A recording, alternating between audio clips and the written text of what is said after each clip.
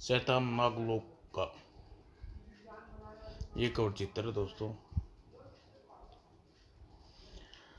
शुरू करते हैं दोस्तों।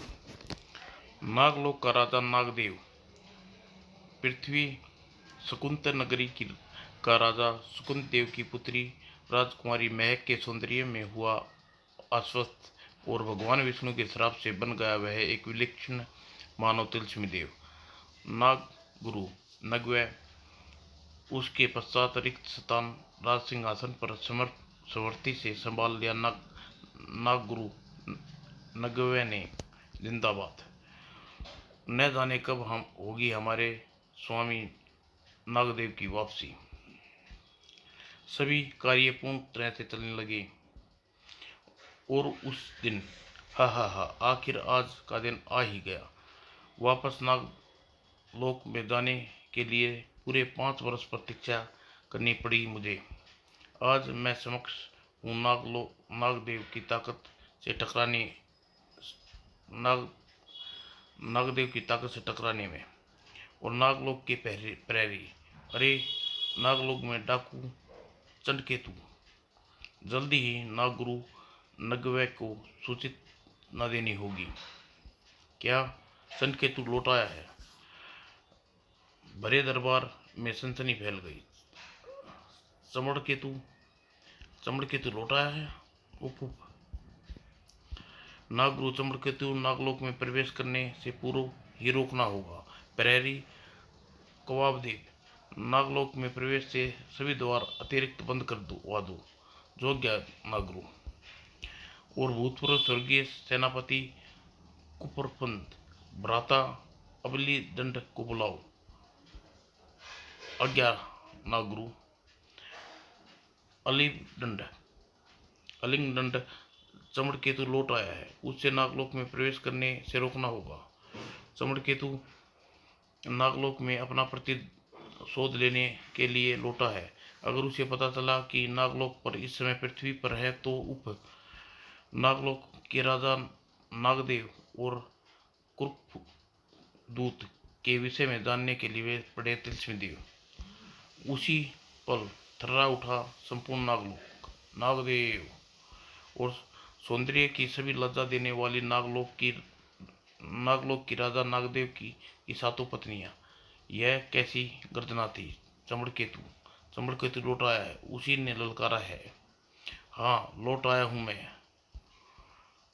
तू नागलोक से बाहर आता है या मैं नागलोक में आऊं भीतर। और चमड़केतु ने जादुई शक्तियां ले देख मैं आ गया भीतर। ओह चमड़केतु भीतर घुस आया और विश्व बाण छोड़े इस पर। विष बाण चमड़केतु से टकराए। ओह ये विष बाण मेरा कुछ नहीं बिगाड़ सकते। लो बचो मेरी जादुई नेवलों से। और नेवले सर्पलोक के पैरियों पर टूट पड़े।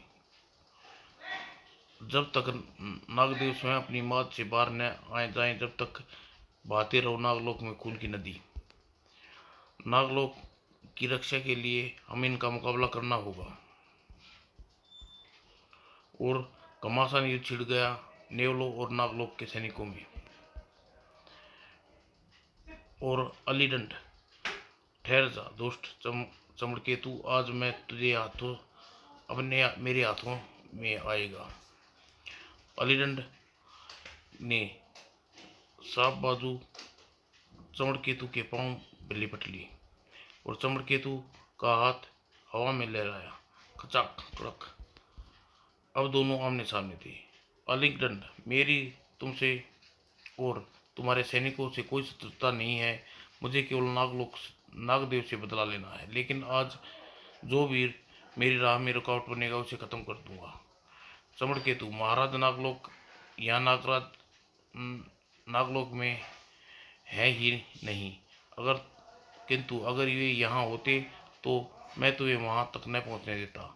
क्या नागलोक में नहीं है? अब बचा अग्निदंड का वार। और चमड़केतु ने अगले ही क्षण अलिक दंड को दबोचकर उछाल दिया। मैं यहाँ सर्वनाग लोक के नागदेव की तलाश में आया हूँ। उसे मरने के बाद मैं फिर यहाँ से चला जाऊंगा। चमर केतु एक सरप सैनिक को दबोचा और उड़ गया। बचाओ! ओह, यह पैरी को कवाब देव को उठा ले गया है। और दूसरे पल चमड़केतु जादुई नेवलों सहित वहां से गायब हो चुका था। वह हमारे सैनिक को उठा ले गया। कवाब देव से महाराज नागकेतु के बारे में पूछ सकता है नागुरु। यह बहुत बुरा हुआ ये। और सिर दी कवाब देव की लाश मिली। नागदेव इस पर संकट मंडरा रहा है। नागदेव पर संकट मंडरा रहे हैं। और पृथ्वी पर नागदेव तिलस्मी देव बन चुका है। तिलस्मी देव को कहाँ ढूंढूं इस विशाल पृथ्वी पर। काश उस सर्व मानव को ये भी पता होता तिलस्मी देव के रूप में नागदेव पृथ्वी पर किस कोने में मौजूद है। चलते चलते ठिनक कर रुक गया चमड़केतु। नगर में प्रवेश पूर्व मात्र अपना वेश बदलना होगा, अन्यथा बेकार में पृथ्वीवासी मेरे हाथों कीड़े मकोड़े की तरह मारे जाएंगे। चमड़केतु ने प्रवेश कर दिया। यहाँ तो किसी उत्सव की तैयारी जोरों शोरों से चल रही है। ओह, यह मंदिर संपूर्ण रास्ते में पुष्प ही पुष्प बिखरे पड़े हैं। और वह मंदिर में कोई मूर्ति स्थापित ही नहीं है। अरे हरी हरीबू, जल्दी महाराज की सवारी आने वाली है। तिलस्मी देव की मूर्ति देखकर महाराज उछलने पड़े। मेरा मन भीमा भीमा नहीं रे बटुआ। तिलस्मी देव, हट जाओ जरा, मैं भी देखूंगा। तिलस्मी देव ऐसे दिखते होंगे? पता नहीं, तिलस्मी देव को सिर्फ राजा अर्जुन सिंह ने देखा है। आपने जैसे चित्र बताया वैसा ही मैंने मूर्ति डाल दी। भगवान हैं तिलस्मी देव?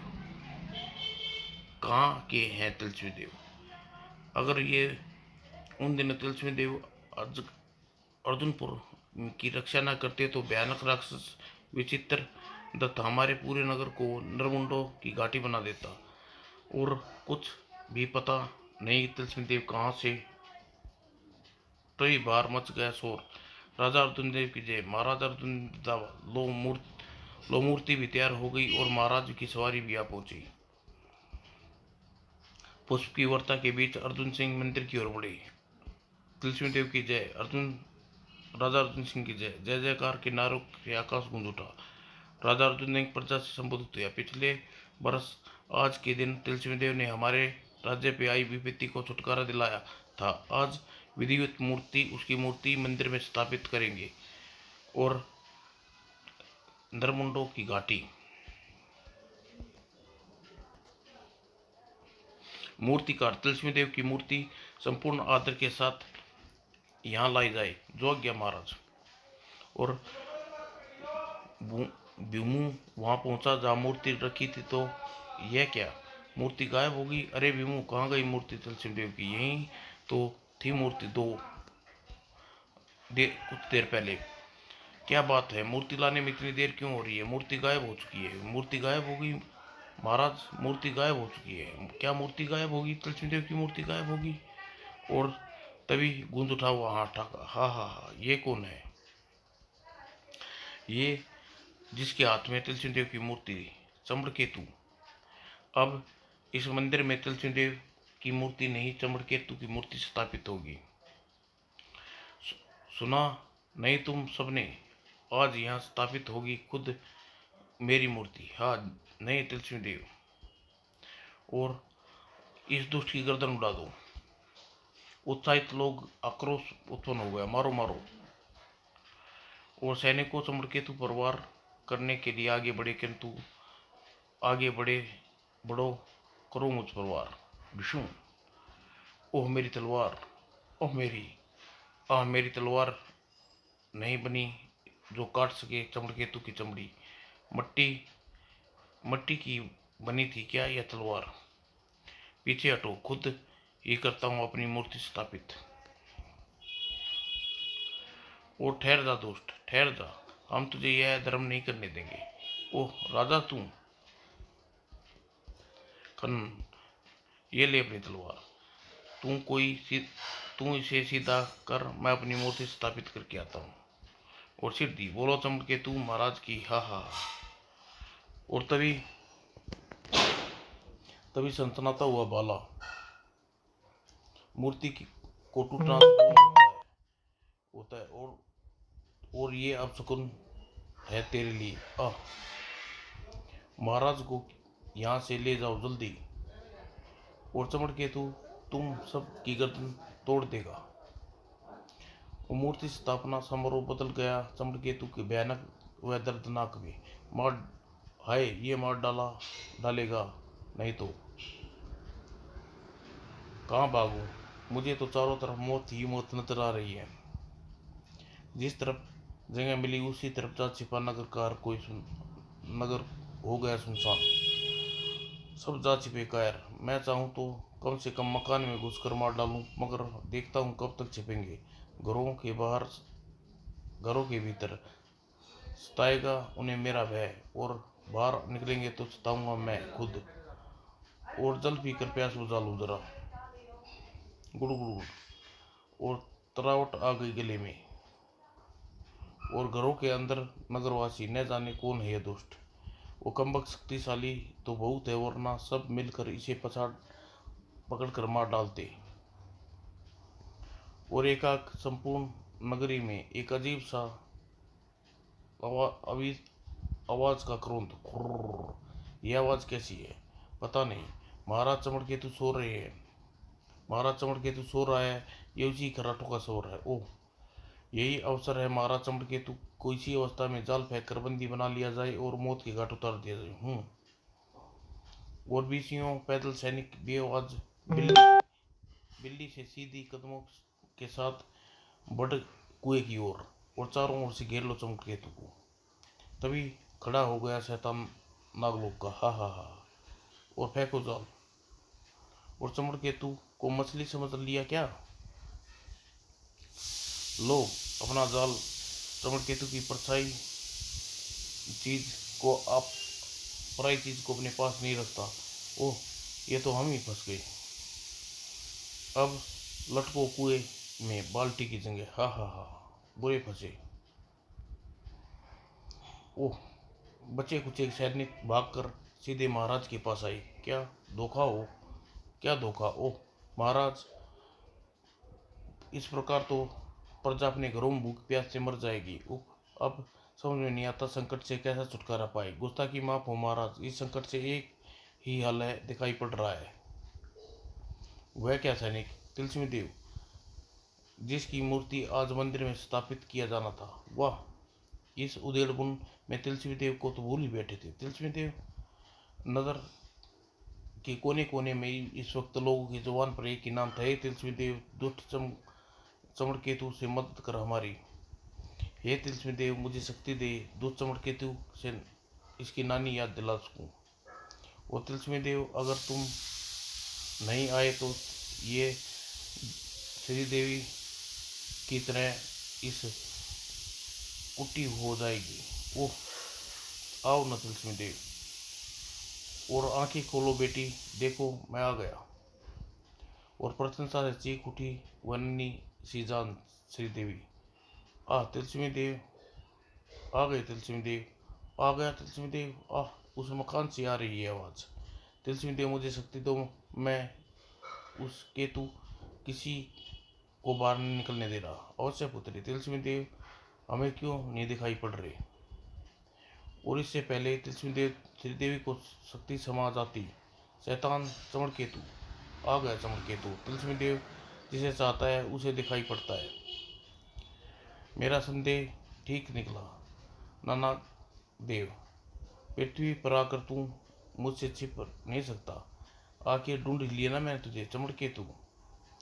ठीक, तूने ठीक मूर्ति, मुझे तेरी मूर्ति देखकर ही पहचान गया था मैं।